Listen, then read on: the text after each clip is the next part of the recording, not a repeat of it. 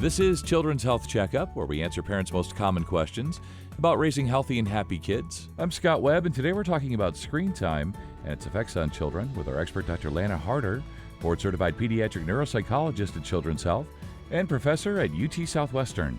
Doctor, it's so nice to have you here today. We were just talking about kids and adults and our phones and the obsession and all of that. So great to have you on. We all know that these screens are a part of our lives, whether it's the little screens in our hands or bigger screens in our family rooms. What can we do as parents to better understand how screen time affects our kids' brains, as they're growing, as they're maturing? I know the brains are still developing till they're 25, so we've got a long period of time here to try to help them. So what do we do? Yes, such an important topic. And I know we can all appreciate screen time is this great tool for learning, creativity, entertainment. So we are by no means thinking or saying that we should eliminate screens altogether, but we do need to adapt in this kind of ever-changing world that we live in where screens are all around us really all the time.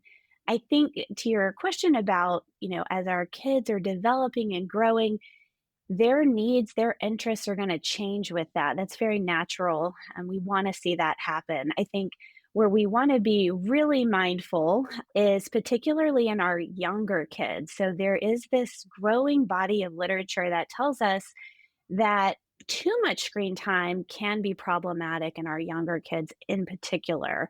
Too much screen time can be a problem across the lifespan, to be clear, but Sure. especially when it comes to that brain development in younger children. So, what we're learning is this can negatively impact language and communication. If you think about how the brain develops, it's all about interacting with others, interacting with your environment, problem solving, all of those things. So, the recommendation is that, watching 1 hour or less of screens is really associated with more favorable health outcomes.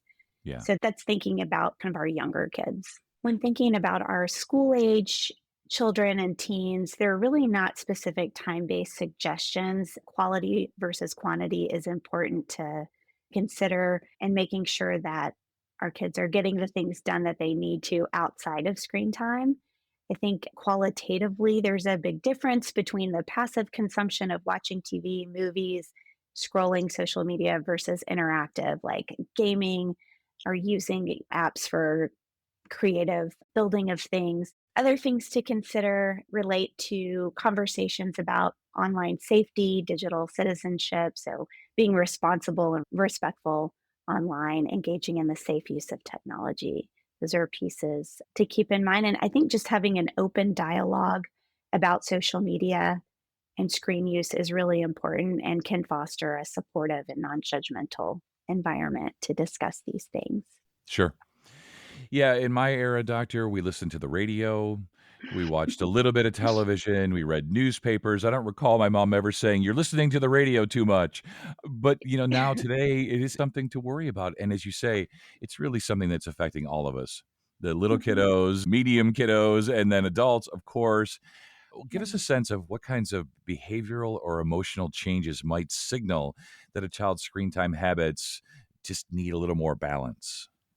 Yes, definitely. And this is a great question, and one I discuss with the patients and families that I work with at Children's Health. So I also think it's a conversation that's kind of general when we think about when things are out of balance in any area. This idea of the importance of moderation in Mm, life for many things, it definitely applies here. So I think that's something to keep in mind.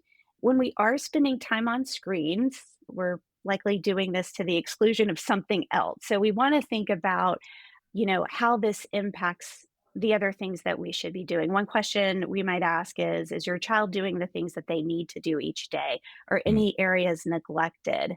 So does screen time take over or dominate the daily schedule, which sure. could mean that we're not, getting up, showering, brushing teeth, getting dressed for the day. We just go straight to our gaming console or whatever Yeah. the case may be. Are we missing out on sleep? I can't underscore this enough as a neuropsychologist. When we don't get enough sleep, all bets are off really for everything else, our cognition, our coping skills, Yeah. how we interact with others. Are we getting enough exercise, completing schoolwork, unless it's the summertime?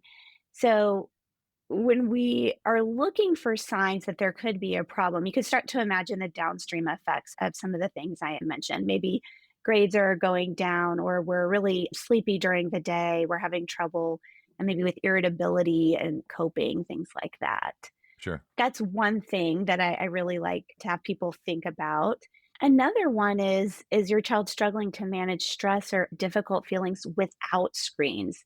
So it's important to watch for this to make sure that a child over their development is really building coping skills and addressing problems outside of screen use or Mm, distraction. So that's a really critical skill set to develop as we age. sure. And on a more extreme end of things, there are some kids that may just have trouble managing the time that they're spending on gaming. I think that's a great example. They may show difficulty regulating emotions without the games if they're unable to play. And that might signal something a little more concerning that should probably be discussed with, a pediatrician or provider of some sort. I guess I'm wondering, does the type of screen time matter? Meaning, like, is it okay to spend a lot of time on educational apps, let's say, versus shows and games? So kids have different needs. And does the screen time, the type, does that matter? You really do wanna think about quality versus quantity, and, a lot of guidelines talk about hours a day that you spend on screens, and really the quality, the content is so critically important, and we, of course, encourage parents to really research what their kids are watching and to understand not everything is educational, and especially for those younger kids, any viewing, if screens enter the picture at all, should be high quality. They should be really education based and co viewed with a parent so the child can understand what they're watching. So I do think the content is really important, and just making sure the content, whether we're talking about, TV, movies, video games, just making sure it's developmentally appropriate for the child and Yeah. for their specific child. And I also want to acknowledge that screens can do a really good job of making something that might normally be kind of mundane. If it's learning how to type, I think about this from my education years, can make Yeah. it more interesting or engaging to kids and can kind of gamify that. So I think that there are some examples of where, we can really leverage screens and games to help our kids learn critical skills for the future. Yeah, you mentioned typing there, and I was thinking about when I learned to type in high school on a typewriter, like an actual typewriter. There was nothing fun or engaging or anything about that. So you're so right. Like, there are some really cool, engaging things to learn those valuable skills. How do we start to develop maybe some realistic, doable first steps when we think about building healthier screen time habits? Yes, I really appreciate as a neuropsychologist talking about kind of the behavioral things, like what can we do? What are the Right. action steps we can take? One of the first things I would recommend and that I do talk to families about is just engaging your child in the process of setting boundaries on screen time. And setting boundaries on screen time doesn't sound like a particularly exciting thing to do, but I think if it's thought of as more of we're going to create a family media plan. And by the way, Yeah. there are lots of resources online for how to do this. Kids enjoy screens, we enjoy screens. So it's a way to empower the child to design a plan and to also self regulate and build self control over screen time now and in the future, which is, I think we're all appreciating how critical that is. Yeah. So if they're designing this, it's going to promote their buy in. So it's not like you're telling them what to do as much as they're really helping design the plan for the family and for their own screen time use.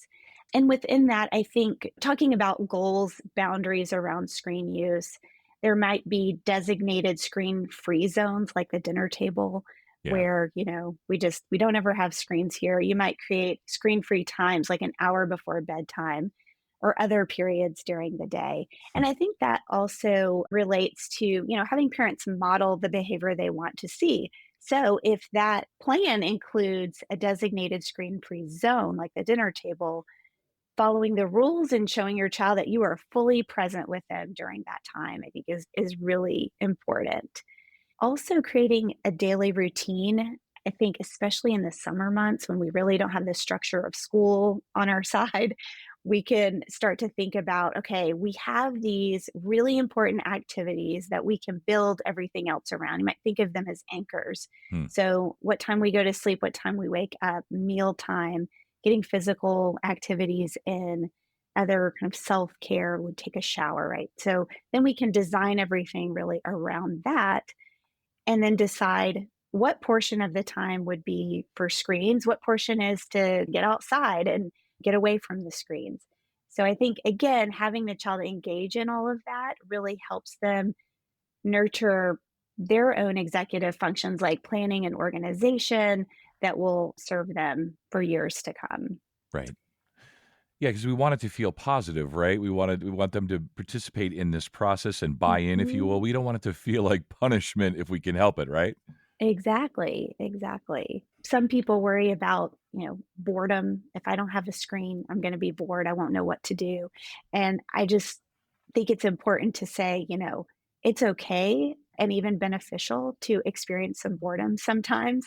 Puts the child in the position to problem solve and be creative, and I think for younger kids, they may need some help and guidance to come up with activities to do that Yeah. may not revolve around screens. One great thing to consider is how you replace screen time. So if your child would otherwise be, gaming or online somehow, replacing those screen time activities with preferred activities, things that could build memories like family game time, cooking, time in nature, or choosing your own non screen activity like drawing, reading, engaging in crafts or journaling.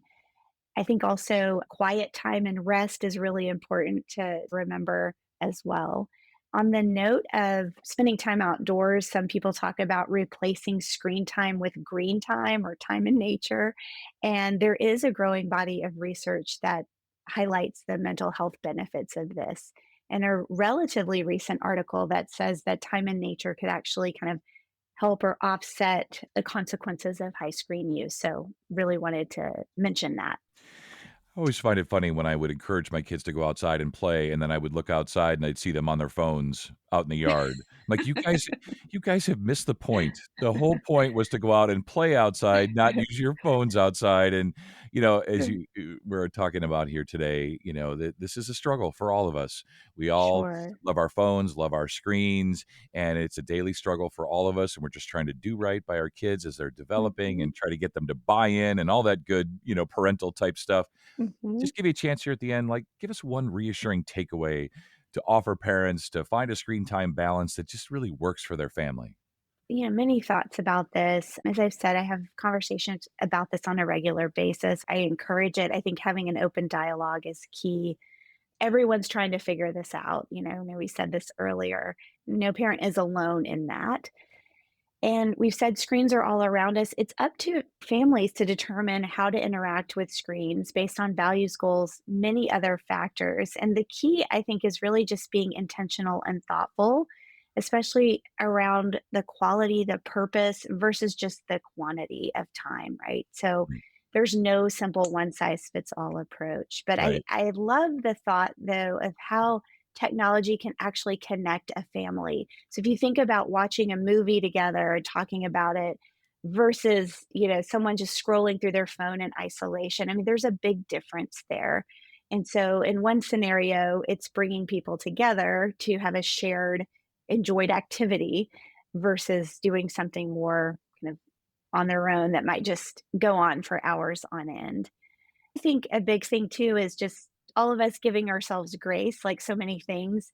There's going to be some trial and error in figuring out works best. And remember that things are going to change over time, right? With child development, things, interests, needs change. Right. But there's a lot of great information out there to support all of us in navigating this, including books, other information, even templates on creating a family media plan. Hmm. So it's nice to know that, again, we're not alone in trying to Right. sort all of this out. Yeah, all of us parents are fighting the good fight, if you will, of course, in the Mhm, best interests mhm. of our kiddos. And there are a lot of great resources, a lot of great experts like yourself. So really appreciate your time. Thanks so much. Absolutely. For more tips and expert advice, visit childrens.com/health-wellness. I'm Scott Webb, and thank you for listening to Children's Health Checkup. If you found this podcast helpful, please rate and review or share this episode, and please follow Children's Health on your social channels.